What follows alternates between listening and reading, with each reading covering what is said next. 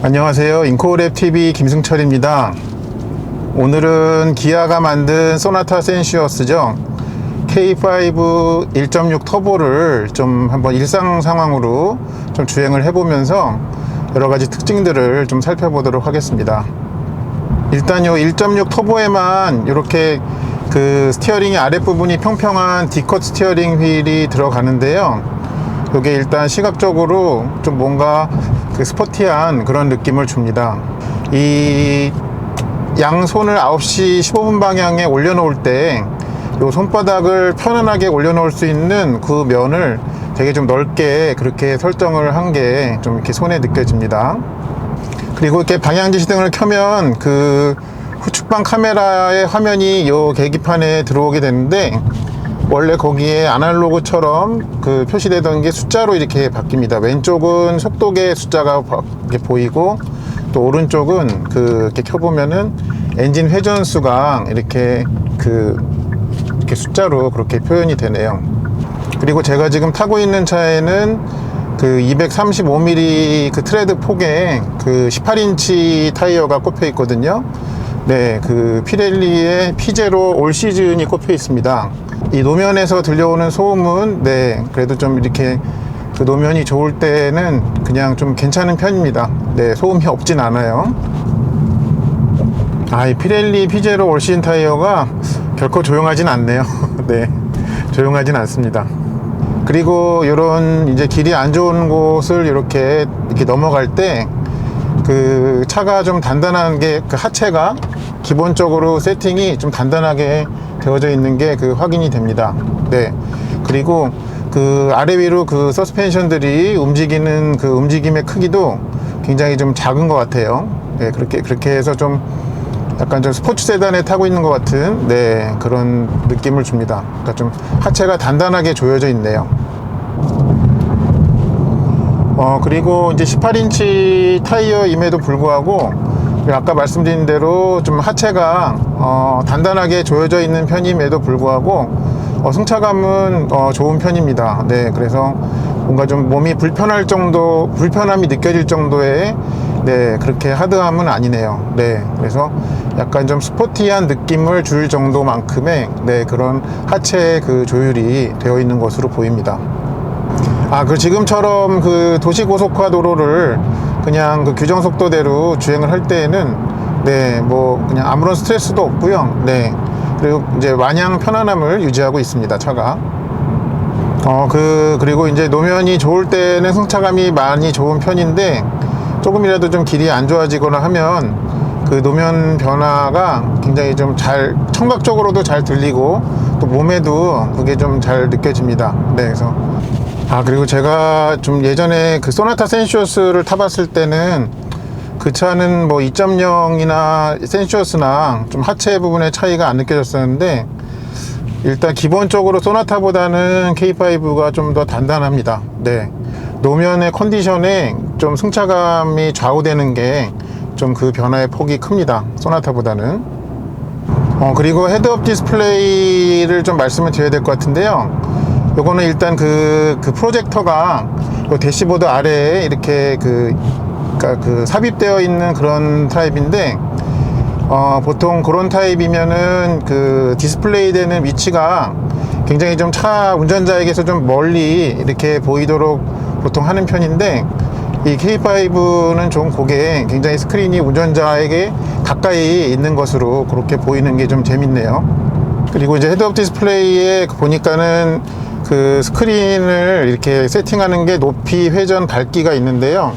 그 이상은 더 없는 것으로 보여요. 근데 이렇게 앞뒤 제가 그 거리가 좀 가깝다고 했잖아요. 그 거리 조절하는 거는 여기에서는 눈에 띄진 않습니다. 그 다음에 이제 잠시 뒤에 좀 램프를 하나, 좀 피턴으로 되는 그 램프를 좀 돌아볼 텐데요. 거기서의 좀 차의 거동을 한번 보겠습니다.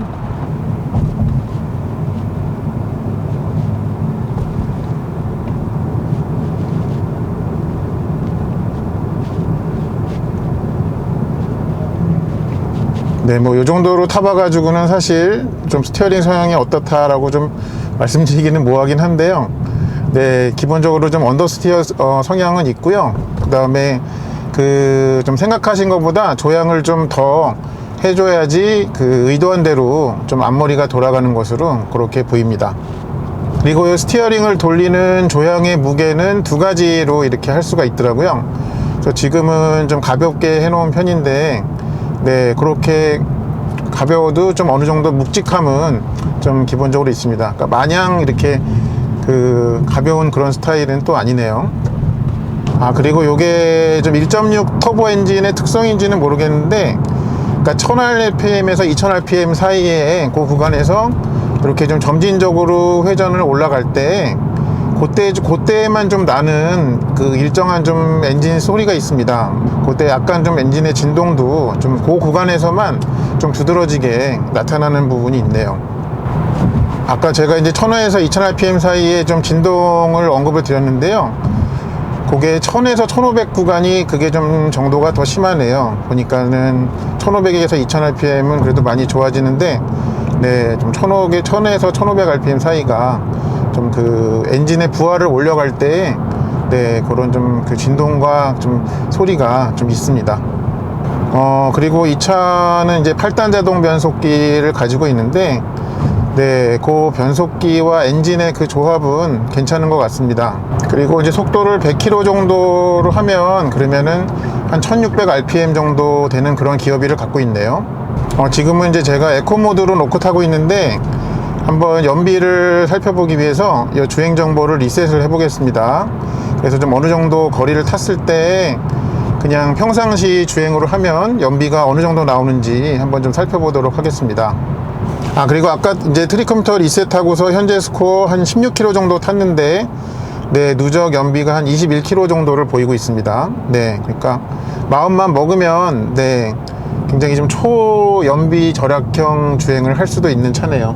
생각보다 연비가 많이 좋습니다. 이 차의 이제 주행 모드는 요 센터 콘솔에 있는 이 로터리 스위치로 그렇게 바꿔야 되는데, 이거를 바꿀 때마다 이제 계기판 디자인도 그때 즉각 바뀌는데요. 그 그러니까 단계에서 단계로의 변화가 굉장히 재밌고 각각의 개성이 좀 잘 표현되어 있습니다. 자, 지금 차가 이제 멈춰 있는 상태에서 겨우 움직일 정도의 속도인데, 여기서 한번 크루즈 컨트롤을 켜보겠습니다. 앞에 좀 가다서다를 반복하는 게 있어서 얼마나 부드럽게 그거를 잘 하는지 한번 좀 보겠습니다. 요 이제 앞차와의 간격 조절은 요 스티어링 휠에 있는 요 버튼으로 하고요. 그리고 지금 이제 그러니까 차선이 미세하게 좌로 꺾이니까 그거에 맞춰 가지고 지금 차선 유지 기능도 같이 작동을 하네요. 쓰는 것도, 네, 그냥 운전이 굉장히 숙련된 그런 분이 멈추어 세우듯이 그 끝부분의 그 마무리도 좋습니다. 지금 이제 차가 멈춘 지 3초가 지나가지고, 네, 제가 다시 가속 페달을 밟아줬어야 했습니다. 끝에 약간 이렇게 쓰네요. 네, 제가 좀 의성어 표현이 좀 그런가요? 다시 에코 모드로 좀 돌려보겠습니다. 지금은 또 이렇게 차가 그 앞차랑 그 슬금슬금 가다서다 하는 것도 잘 인식하고 잘 따라갑니다. 참 돈으로 이렇게 편리함을 살 수 있는, 네, 그런 시대에 살고 있습니다, 저희가. 네. 그리고 이제 현대, 기아, 제네시스에서는 서로 다른 이름으로 요 반자율 주행 기능을 이제 옵션으로 이렇게 하고 있잖아요. 근데 저는 이제 주변에서 누가 물어보시면 다른 옵션은 몰라도 그것만큼은 그 무조건 넣으시라고, 네, 그렇게 좀 추천을 하는 편입니다.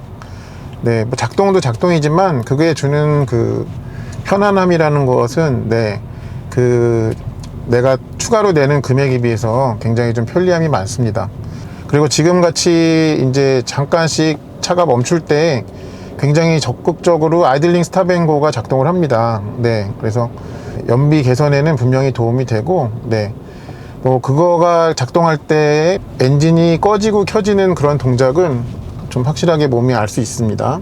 근데 이렇게 차로 유지 기능 있잖아요, 자동으로. 네, 근데 그거가 지금 속도가 뭐 20km도 채 안 되는데 이렇게 지금은 잘 작동을 또 하네요. 근데 이게 좀 어떨 때는 되고 어떨 때는 좀 안 되고, 그게 아직 좀 제가 정확하게 캐치가 안 되네요.